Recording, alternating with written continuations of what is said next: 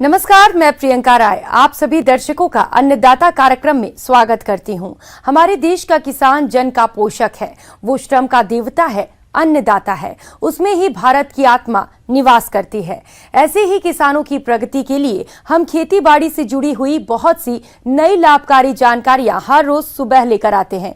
तो चलिए कार्यक्रम शुरू करने से पहले देखते हैं क्या है आज के अन्नदाता में।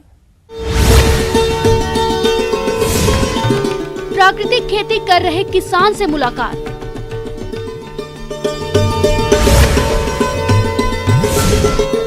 ट्रे में आसानी से कर सकते हैं सब्जियों की स्वस्थ पौध तैयार। आजकल किसान कम समय में ज्यादा मुनाफा कमाने के लिए फसल में तरह तरह के रासायनिक फर्टिलाइजर और हानिकारक कीटनाशकों का इस्तेमाल कर रहे हैं, जिससे उन्हें खर्चा काफी अधिक होता है। जबकि इन कीटनाशकों का इस्तेमाल किए बगैर कम खर्चे में अच्छी पैदावार लेने के लिए सबसे अच्छी तकनीक है प्राकृतिक खेती। तो आइए आज हम आपकी मुलाकात करवाते हैं हिमाचल प्रदेश जिला सोलन के एक ऐसे प्रगतिशील किसान राकेश शर्मा से, जो प्राकृतिक खेती करके अच्छा खासा मुनाफा कमा रहे हैं। तो आइए मिलते हैं इन्हीं से।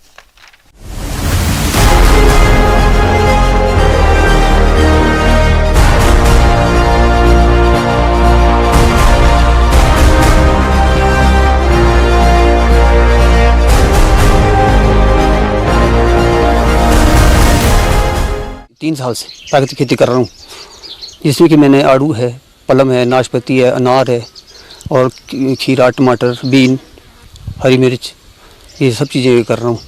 अभी सर मेरे पास है नाशपाती, आपके आड़ू है और खीरा तैयार होने वाला है सर। तो सर जो एक खीरे की खेती कर रहा हूँ, इसमें बीज का नाम मेरे पास है 307। ये बीज लगाया मैंने। इसकी तो सोइंग थी जो आपके मेरे 1 महीना हो गया सर लगाए हुए इसको। और तो रो टू रो आपकी जैसे 3 फुट है और प्लांट टू प्लांट आपके 1 फुट या 1.5 फुट पे। तो उसके बाद फिर झंबा लगा, अब नेट लगा रहा हूँ इसमें। तो जो खीरे में हमारे सर ये थ्रिप्स माइट वगैरह लगती है या कोई भी बीमारी हो, तो जो हमने अपना प्रोडक्ट सर बनाया है उसका यूज़ कर रहा हूँ। कोई और केमिकल नहीं है, कोई चीज़ नहीं इसमें। दिन प्रतिदिन खेती में रसायनों के बढ़ते दुष्प्रभाव से मिट्टी और लोगों की सेहत पर बुरा असर पड़ रहा है। इसलिए अब प्राकृतिक और जैविक खेती की बात की जा रही है। आज कई ऐसे किसान हैं जो अपनी खेती में रसायनों का प्रयोग बिल्कुल नहीं कर रहे हैं। ये किसान भी अपनी खेती में खुद के द्वारा तैयार किए गए प्राकृतिक चीजों से पोषक तत्वों और दवाओं का प्रयोग करते हैं और खुद ही इन्होंने एक प्राकृतिक दवा तैयार की है, जिसके प्रयोग से कीट रोगों से फसल को बचाकर उपज में भी काफी इजाफा हो रहा है। तो इसमें सर हमने मतलब जहाँ तक अभी मेरा आइडिया है 18 प्रोडक्ट मैंने इसमें डाल दिए हैं। जो मैंने इसमें प्रोडक्ट यूज़ किए हैं सर, वो जानवरों के हिसाब से। जिस जानवर को जो चीज़ पसंद नहीं है वो चीज़ उसमें डाल दी है, जिसकी वजह से ये दूर रहते हैं सर हमारी फसलों से। इसमें मतलब जो कुछ चीज़ें हम अपनी यूज़ करते हैं, कुछ हमारे को मार्केट से लेनी पड़ती हैं, लेकिन होता वो भी मतलब आपके नेचुरली प्रोडक्ट होंगे, कोई ऐसा केमिकल नहीं आता इसमें, कोई वो नहीं है।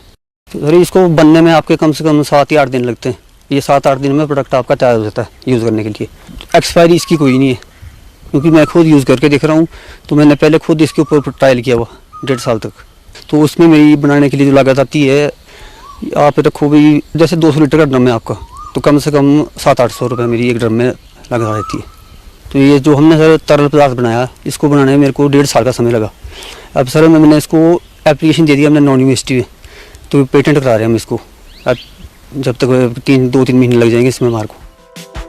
यह किसान भाई इस तैयार प्राकृतिक दवा का फसलों में सही उपयोग के लिए इसके प्रयोग में पूरी सावधानी रखते हैं। तो यह अपने द्वारा तैयार की गई दवा का प्रयोग फसलों में किस तरह से करते हैं, आइए जानते हैं। ये सर जो हमने प्रोडक्ट बनाया है, इसमें मतलब जो हमने क्वांटिटी रखी है सर, मतलब 1 लीटर में 4 या 6 पंप। और फिर उसके बाद आप इसको ड्रम में डाल दो 5 लीटर, 200 ml के ड्रम में 5 लीटर।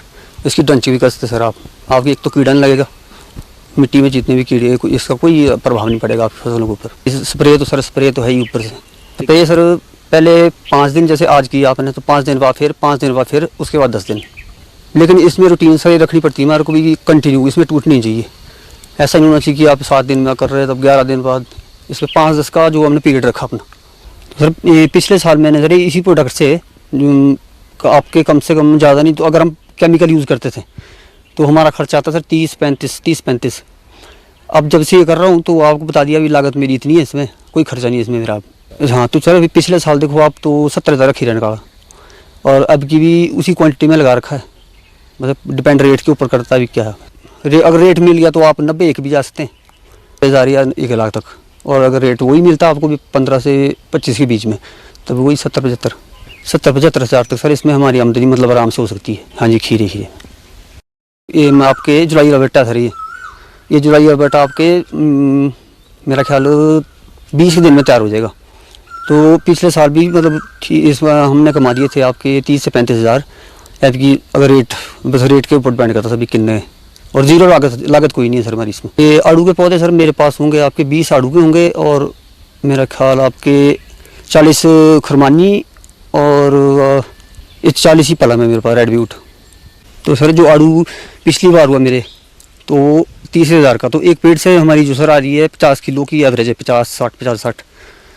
बस इसमें हमारे को ट्रांसपोर्ट का खर्चा सर, जो ट्रांसपोर्ट को पेड करना पड़ता, बाकी कोई इसमें वो नहीं है। शुद्ध आय सर हमारी टोटली आप खर्चा कटा के रखो तो आपको मतलब 5,000 का आपको वो आती है, बाकी आय हमारी 25 रहती है, 25-30 से। तो सर ये जो जैसे कृषि का हो गया ना सर, अब जो मैं कृषि में सर हमारे पास मिर्च है, टमाटर है, बीन है, लहसुन, प्याज आपके, तो इनसे टोटल मतलब आपके बागवानी और कृषि को मिलाकर रखो आप भी 2-2.5 के बीच में रहते हैं हम। किसान भाइयों, अब लेते हैं एक छोटा सा ब्रेक।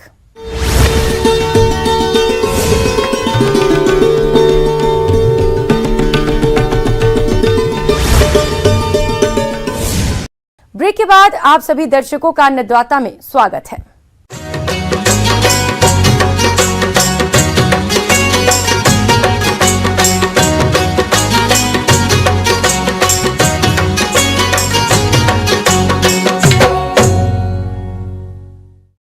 किसान भाइयों, बहुत सी सब्जियों की रुपाई पौध तैयार करके की जाती है, और पौध तैयार करने का कार्य अधिकांश किसान भाई सामान्य तरीके से खेत में बीजों की बुआई करके करते हैं, जिसमें बीजों का जमाव कम होता है। ऐसे में बीज महंगा होने के कारण किसानों को अधिक हानि होती है।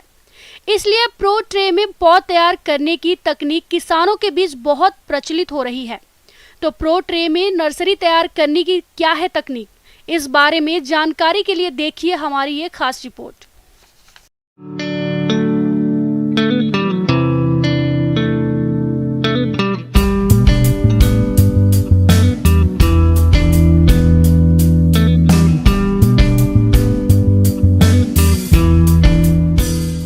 तो आज हम लोग बात करते हैं नर्सरी मैनेजमेंट के बारे में। क्योंकि हम सभी जानते हैं कि बीज जो है वो बहुत ही महत्वपूर्ण इकाई होती है किसी भी फसल को तैयार करने के लिए, और चूंकि हर एक बीज की एक कीमत होती है, तो हम चाहते हैं कि आप किसान भाई और बहनों का कोई भी बीज बर्बाद ना हो। प्रो ट्रे प्रोपलीन से बनी हुई विभिन्न कैविटी वाले ट्रे बाजार में आती हैं। सब्जी की नर्सरी लगाने के लिए 98 कैविटी यानी खाने वाली ट्रे का प्रयोग किया जाता है। ट्रे का प्रयोग 4-5 बार कर सकते हैं। आजकल फलों की पौध तैयार करने के लिए भी 21 बड़े खाने वाली प्रो ट्रे बाजार में मिलने लगी हैं, जिनका प्रयोग फलों की पौध तैयार करने के लिए कर सकते हैं। इसके बाद हम बात करते हैं आधुनिक तरीके से तैयार करने के बारे में। क्योंकि आज हम लोग जानते हैं कि बहुत सारे लोग हाइब्रिड बीज का उपयोग करते हैं, और हाइब्रिड बीज की कीमत 30,000 रुपये से लेकर के 50,000 रुपये प्रति किलो तक होती है। तो यहाँ आपका हर एक बीज बहुत महत्वपूर्ण है। तो इसके लिए हम लोग प्रोट्रे के लिए कहते हैं कि आप प्रोट्रे का इस्तेमाल कर। ये प्रोट्रे जो होता है वो 50 सेल से लेकर 98 सेल तक, जैसी आपकी ज़रूरत है उसके हिसाब से आप इसको खरीदें। ये प्रोट्रे में एक सबसे अच्छी बात जो मैं आपको बताना चाहती हूँ कि इसे आप बार बार उपयोग कर सकते हैं। ऐसा नहीं है कि आपने एक बार लिया उसके बाद आपको इस प्रोट्रे को आप दोबारा यूज़ नहीं करेंगे। आप इसे सावधानी से रखें और आप इसको 3 से 4 बार कम से कम यूज़ कर सकते हैं, इससे ज़्यादा भी कर सकते हैं। तो प्रोट्रे में मैं आपको बताना चाहती हूँ कि इसमें हम लोग कोकोपीट को यूज़ करने के लिए कहते हैं। कोकोपीट जो होता है, ये जो नारियल की सूखी हुई बुरादें होती है, इसी कोकोपीट कहा जाता है। ये ब्लॉक्स में आते हैं। तो ये 5 केजी का ब्लॉक, 10 केजी का ब्लॉक, आपकी ज़रूरत के हिसाब से इसको आप कहीं से भी ले सकते हैं। बहुत आसानी से ये मार्केट में उपलब्ध होता है। इस कोकोपीट के साथ आप वर्मीकुलाइट या फिर केंचुआ खाद इसको मिलाकर 1:1 मतलब जितना आप केंचुआ खाद लेंगे उतना कोकोपीट लेंगे। इसको लेकर के कोई कोकोपीट को पहले आपको पानी में इसको फुलाना है। इसको रखने के बाद जब इसमें मॉइस्चर आ जाता है, जब पानी हो जाता है, आपको ऐसा कोकोपीट तैयार करना है जिससे जिससे कि पानी जब आप मुट्ठी बंद करके उसको करें तो पानी भी नीचे ना गिरे और ना आपके हाथ में पानी लगे, इस तरह का तैयार करना है। जब आप इसे 1 और 1 के अनुपात में मिला लेंगे, फिर आप इसे प्रो ट्रे को भर दीजिए। 1 प्रो ट्रे भरने में आपको लगभग 1 से 1.25 kg कोकोपीट और वर्मिकोलाइट या फिर जो केचुआ खाद है उसका उपयोग आपका हो जाता है। इस कोकोपीट में आप एक जो सेल है उसमें 1 बीज डालेंगे। बीज बोने के बाद वर्मिकुलाइट की पतली परत से इसे ढक दिया जाता है ताकि बीजों को अंकुरन के समय समुचित नमी मिलती रहे। वर्मिकुलाइट में नमी को अधिक समय तक बनाए रखने की क्षमता होती है। अंकुरन के बाद ट्रे ग्रीन हाउस में बेंच या जमीन से उठी क्यारियों के ऊपर रखी जाती है और बीजों के अंकुरन के लिए 20 से 25 डिग्री सेंटीग्रेड तापमान उपयुक्त होता है। यदि तापमान अंकुरन के अनुकूल है तो अंकुरन के 1 सप्ताह बाद सिंचाई जल के साथ आवश्यक मात्रा में मुख्य तत्वों नाइट्रोजन, फास्फोरस व पोटाश और समस्त सूक्ष्म पोषक तत्वों को भी दिया जाता है। प्रो ट्रे में आप लगभग 25 से 30 दिन में आपका लगभग तैयार हो जाता है ये, और अगर जो तापमान बहुत कम होता है तो लगभग 40 दिन लग जाता है। तो 40 दिन में आपका पौधा तैयार हो जाता है। इससे फ़ायदा क्या होता है कि जो आपका बीज है वो बीज, हर एक बीज की जड़ें जो होती है बहुत ही अच्छे से तैयार होती हैं, और जब आप इससे खेतों में इसका जो कहते हैं उसको पौधरोपण करना, उस समय ये एक जो पौधा है बहुत आसानी से निकल आता है और आप इसको बहुत आसानी से अपने खेतों तक ले जा भी सकते हैं। ना ही ले जा सकते हैं, मैं ये भी कहना चाहती हूँ कि आप इससे दूर दराज की अगर मार्केट में भी ले जाना चाहते हैं तो भी बहुत मदद मिलती है। तो इस तरह से प्रो ट्रे का उपयोग करने से आप सिर्फ अपने ही खेतों में नहीं बल्कि अगर आप चाहें तो बाहर के मार्केट में भी या जहाँ से आपको सप्लाई करना है आप वहाँ भी इसको उपयोग कर सकते हैं। इसके बाद मैं आपको एक और बात कहना चाहती हूँ कि जितनी भी दवाइयाँ आप अपने पारंपरिक तरीकों से जब बिचड़ा उत्पादन करते हैं वहाँ प्रयोग करते हैं, जैसे मैंने आपको कार्बोफ्यूरॉन बताया था, बेबिस्टिन बताया था, तो आप इन सभी का उपयोग यहाँ भी करेंगे ताकि आप जो जड़ों में जो होने वाली बीमारियां होती हैं, रूट रॉट जिसे कहते हैं, उससे होने से इस पे सावधानी मिलती है और फिर वो बीमारियों से आपको बचाते हैं। तो इस तरह से करके आप अपने बिचड़े को बना सकते हैं, और इसमें आप सिर्फ टमाटर, मिर्च ये सब ही नहीं बल्कि आप जो कद्दू वर्गीय सब्जियां उसके भी बिचड़े बना सकते हैं। तो इस तरह की तरीके से आपका जो है बिचड़ा बहुत ही स्वस्थ उत्पन्न होता है, और जो आप पौधरोपण करेंगे तो आपको अच्छे उत्पादन मिलने में सहायता होती है। आगे और भी है खेती बाड़ी से जुड़ी हुई बहुत सी रोचक जानकारियां। यहाँ रुकेंगे एक और छोटे से ब्रेक के लिए।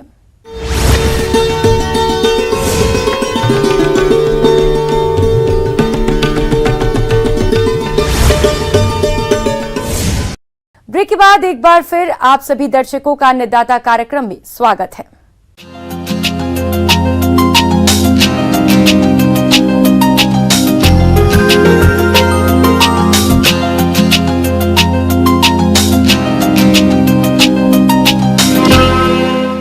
आंवला की बागवानी अपने प्रदेश में बड़े पैमाने पर की जाती है, और जैसा कि इस समय आंवला के बागों में कीटों का प्रकोप देखने में आ रहा है, तो किसान भाइयों आप इन कीटों की रोकथाम किस प्रकार से करें, इस बारे में जानकारी दे रहे हैं डॉक्टर प्रमोद गुप्ता।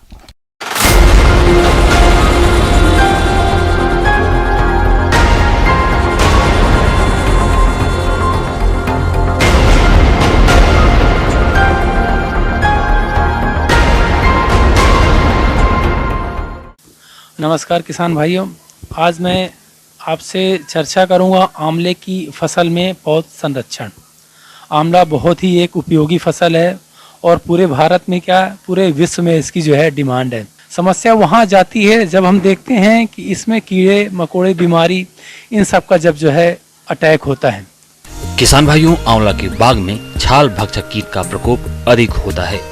यह कीट पौधों के तनों में घुसकर उसकी छाल और तना को खाकर नुकसान पहुंचाता है, इसलिए इस कीट का समय रहते नियंत्रण करें। पौधे हमारे तैयार हो गए तो पौधे में सबसे ज़्यादा मेजर समस्या जाती है हमारी जो भी है, सबसे बड़ी समस्या है इंदरबेला की जो भी है। किसान इससे हतप्रभ है और बहुत ही परेशान है। जब ये कीड़ा जो है रात के समय में एक्टिव होता जो भी है और पूरी जो है उसके तने को कुतरना शुरू कर देता है और उसकी जो बीट होती है पूरा पौधे के ऊपर से लेके नीचे लड़ी बना के पूरी दिखने लगती है, उस जाली के रूप में दिखने लगती है जो भी है। इंदरबेला की बात करें तो जहाँ से इंदरबेला जो है वो रहता है जो भी है उस जगह पे छोटा छोटा कॉटन के टुकड़े ले लो जो भी है और कोई भी इंसेक्टिसाइड ले लें बाजार में जो उपलब्ध हो और उसमें डुबा के, नहीं हो तो मिट्टी का तेल भी होता है आजकल, कई लोग मिट्टी के तेल ग्रीस वगैरह मिला के अगर उसमें आप डाल देंगे और ऊपर से हाथ में छोटा सा लेप बना दें मिट्टी का पेस्ट बना ले जो भी है उसमें कॉटन में डालें और मिट्टी को उसके अंदर बंद कर दें। उसके अंदर जो कीड़ा होगा जब उसको कुछ नहीं मिलेगा और उसको जो है सुगंध से जो कि जो अपना कई प्रकार के फॉजिन गैस होती हैं जो कि रिलीज की जाती है इंसेक्टिसाइड में, वो उससे जिंदा नहीं रहेगा और अंदर जो है मर जाएगा। इससे हम प्रबंधन जो है कर सकते हैं। इसके अलावा आंवला के बाग में लगने वाले कीटों की बात करें तो गालमिज और रस चूसक कीट नुकसान पहुंचाते हैं। इन कीटों के कारण पौधों की बढ़वार और फलों के उत्पादन में कमी आती है, इसलिए किसान भाइयों इनकी पहचान कर नियंत्रण करें। दूसरा है जो भी है इसमें जो भी है गॉल मेकर क्या होता है, जो पहले जो है टहनी जहाँ पे पेंसिल आकार की टहनी होती है वहाँ पे अंदर रहता है, धीरे धीरे गांठ बनाना शुरू कर देता है और गांठ बना के जो भी है धीरे धीरे ग्रोथ करता रहता है। ग्रोथ करने के पश्चात अगर हमने ध्यान नहीं दिया और उसी टहनी में जाके आगे फसल लग गई, हमारे फ्रूट्स जो है आंवला के लग गए तो देखा गया वजन के कारण वो वहाँ से पूरी टहनी पूरी टूट जाती है और हमारा पूरा आर्थिक जो है नुकसान हो जाता है। या कि कई बार हवा ऐसी चलती, तेज हवा चल गई तो वो टहनियाँ जो है टूटना स्टार्ट कर जाती हैं। इसका प्रबंधन करने के लिए कैसे किया जाए जो भी है किसान भाई, सिंपल सस्ता जो है सुंदर उपाय जो भी है, सबसे जहाँ पे गठान है जहाँ पे आपको दिख रहा है निकल, तो शुरुआती अवस्था में अगर दिख गया तो वहाँ से कट करके आप जो भी है दूर कहीं जला दें, क्योंकि अगर उसका अंडा जो अंदर रह गया, उसका कीड़ा अगर अंदर रह गया, प्यूपा उसका अंदर रह गया तो वो फिर जाके उड़ के आएगा और आपकी फसल में अटैक करेगा। तो कोशिश करें बहुत ही नीचे गड्ढे में गड़ा दें या कि फिर उसको जो है जला दें जो भी है। किसान भाइयों, गालमेज कीट का रासायनिक नियंत्रण करने के लिए आप ट्राइजोफास 2 मिलीलीटर दवा प्रति लीटर पानी के हिसाब से घोलकर 10 दिन के अंतराल पर छिड़काव करें, जिससे इस कीट पर नियंत्रण पाया जा सकता है। कई बार क्या होता देखा गया है जो भी है कि जब हमारी फसल फ्लावरिंग में होती है तभी जो है माहू का अटैक होता है हमारी फसल में जो भी है। तो माहू का अटैक जो है होता है कब होता है, जब मॉइस्चर वगैरह की जो है उस समय ह्यूमिडिटी थोड़ा सा कम हो जाती है। तो ध्यान रखें इस समय में तत्काल आप जो अगर पौधे की पहुंच तक हैं तो उसमें 8 ग्राम इमिडाक्लोरपिड या कि थायोमेथाक्साम एक पंप में मिला के जो भी है आप स्प्रे करा देंगे तो माहू की समस्या जो हमारी जो है हमेशा के लिए जो है ख़त्म हो जाएगी। तो इसी के साथ किसान भाइयों मैं आपसे विदा लेता हूँ। निश्चित रूप से आप हो सकता है आंवले की फसल के लिए जो भी है मेरी कही हुई बातों से ज़रूर जो भी है लाभ प्राप्त करेंगे।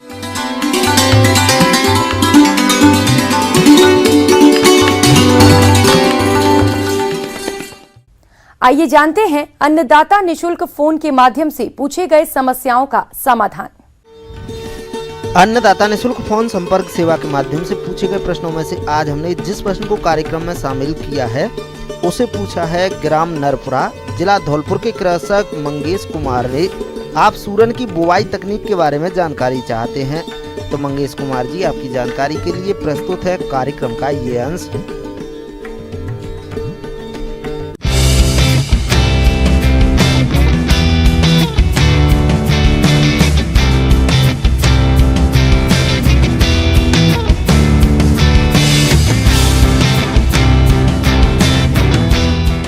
बदलते जलवायु के संदर्भ में हम देख रहे हैं कि जहां हमारे पास भूमि सीमित मात्रा में उपलब्ध है तथा अत्यधिक फर्टिलाइजर के उपयोग से जहां मिट्टी की उर्वरक शक्ति घट रही है, तो ऐसे समय में हमें बहुत अधिक इस बात की ज़रूरत है कि हम ऐसे फसलों को उपयोग में लाएं जिससे कि हमारे आय में वृद्धि तो हुई तथा ये जलवायु के अनुकूल भी हो। तो इस परिवेश में हम देखते हैं कि हमारे लिए अभी ओल की खेती सर्वोत्तम है। ओल की खेती हम मार्च महीने के अंत से लेकर जून महीने तक में इसे लगा सकते हैं। इससे हमें न केवल कार्बोहाइड्रेट, मिनरल्स और फास्फोरस इत्यादि खनिज तत्व प्राप्त होते हैं। इस पौधे का उपयोग औषधीय गुणों के रूप में भी किया जाता है तथा इसे कई बीमारियों के इलाज में भी उपयोग किया जाता है। अगर बात करें इसके प्रभेद की तो इसमें हम गजेंद्र नाम की प्रभेद और इसके लिए हम दूसरी राजेंद्र प्रभेद भी लगा सकते हैं जिसकी उत्पादकता अच्छी है।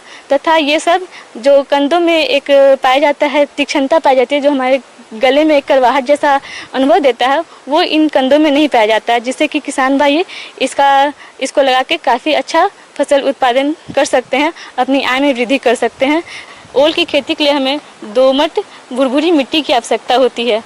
किसान भाई इसके लिए अपने खेतों को 2 जुताई वाली हल से पहले 2 जुताई कर ले तथा उसके बाद देसी हल से 3 से 4 जुताई करके मिट्टी को भुरभुरी, समतल और मुलायम बना लें। खेती की तैयारी की बात करें तो फसल कटाई के बाद एक बार गहरी जुताई करें, उसके बाद 2 से 3 बार जुताई कल्टीवेटर करके पाटा लगा दें। साथ ही अंतिम जुताई के समय 12 टन गोबर की खाद खेत में मिला दें। आगे हम देखते हैं कि इसमें जो फर्टिलाइज़र हम यूज़ करते हैं उससे हमारी जो उत्पादकता है ओल की वो बढ़ जाती है। तो इसके लिए हम खेत को तैयार करने से पहले ही अपने खेत में प्रति हेक्टेयर 8 से 10 टन गोबर की मात्रा मिला लें। उसके बाद इसकी जुताई कर लें। जुताई करने के बाद हम इसमें अपने कंदों को लगाएं और इसके साथ ही हम फर्टिलाइज़र जैसे कि नाइट्रोजन 80 kg, फास्फोरस 60 kg तथा पोटास 60 kg इन फर्टिलाइज़र का उपयोग करते हैं। जुताई से पहले हम नाइट्रोजन और फास्फोरस की आधी मात्रा तथा पोटास की पूरी मात्रा इसमें मिला लें। जुताई से पहले मिला देते हैं मिट्टी में, फिर हम खेतों की जुताई करके कंदों का रोपण कर लेते हैं।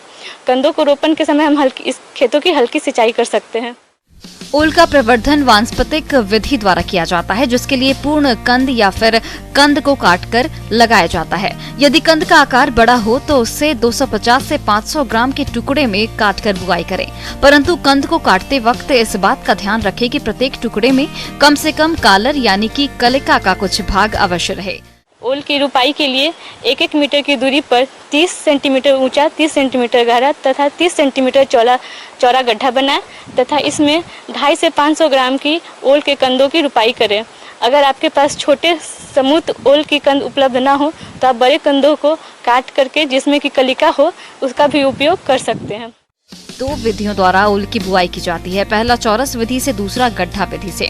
चौरस विधि, इस विधि में ओल की बुआई करने के लिए अंतिम जुताई के समय गोबर की सड़ी खाद एवं रासायनिक उर्वरक मात्रा को खेत में मिलाकर जुताई कर देते हैं। उसके बाद कंदों के आकार के अनुसार 75 से 90 सेंटीमीटर की दूरी पर कुदाल द्वारा 20 से 30 सेंटीमीटर गहरी नाली बनाकर कंदों की बुआई कर दी जाती है तथा नाली को मिट्टी से ढक दिया जाता है। गड्ढा विधि, इस विधि में अधिकांशत ओल की बुआई की जाती है। इस विधि के तहत कंदों की रोपाई की 75 गुणा 30 सेंटीमीटर चौड़ा और गहरा गड्ढा खोद कर की जाती है। रोपाई के पूर्व निर्धारित मात्रा में खाद एवं उर्वरक मिलाकर गड्ढों में डाल दिया जाता है। कंदों को बुआई के बाद मिट्टी से 15 सेंटीमीटर ऊंचा पिरामिड के आकार में बना देते हैं। कंद की रोपाई इस प्रकार करते हैं कि कालिका ऊपर की ओर रहे। हमें इसमें बहुत ज़्यादा सिंचाई की आवश्यकता नहीं है, जिससे कि किसानों की लागत भी कम जाती है और एक हेक्टेयर की बुवाई करने से हम करीब 350 से 400 क्विंटल तक फसल प्राप्त करते हैं, जिससे कि हमें शुद्ध लाभ करीब 1.25 लाख से 1.5 लाख तक हम इसमें शुद्ध लाभ प्राप्त कर सकते हैं। तो किसान भाइयों से अनुरोध है कि इस फसल को अपने खेतों में लगाएं, अच्छी पैदावार पाएं तथा जलवायु अनुकूल कृषि करके अपनी आय में भी वृद्धि करें।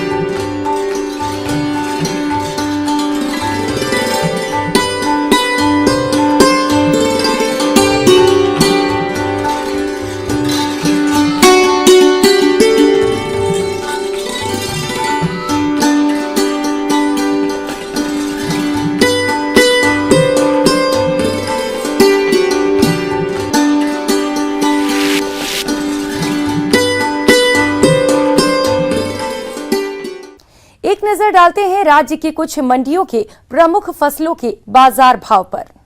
किसान भाइयों, कृषि संबंधित समस्या और सुझावों के लिए आप हमें इस पते पर संपर्क कर सकते हैं। प्रोड्यूसर अन्नदाता news 18 Rajasthan, Ramoji film city, Hyderabad 501512। साथ ही आप हमें ईमेल भी कर सकते हैं। हमारा ईमेल है p18annadatarajasthan@news18.com। इसके अतिरिक्त आप हमें निःशुल्क हेल्पलाइन नंबर 1800-8892-163 पर सोमवार से शनिवार सुबह 10 से शाम 4 बजे के बीच संपर्क कर सकते हैं। अब समय हो रहा है आपसे विदा लेने का। कल फिर मुलाकात होगी कृषि से जुड़ी महत्वपूर्ण जानकारियों के साथ। तब तक के लिए नमस्कार।